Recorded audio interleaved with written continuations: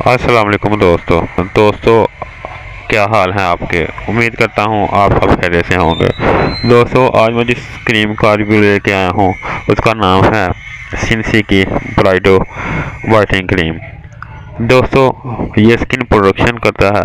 इसके अलावा इसमें 5 किस्म के ऐसे चीज़ें हैं जो आपकी स्किन को प्रोडक्ट करती हैं।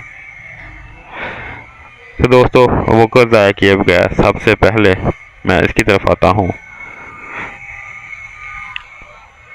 दोस्तों, ये अल्ट्रा वायलेट यानी सूरज की छाँव से महफूज रखता है। इसके अलावा ये ऑयल कंट्रोल और दानों के लिए इस्तेमाल होता है, यानी एक्निक है।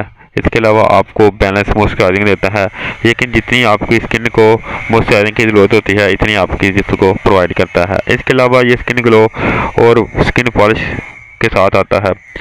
दोस्तों, ये day and night effect for man and women, यानी ये मर्दों और औरतों दोनों के लिए इस्तेमाल हो सकता है।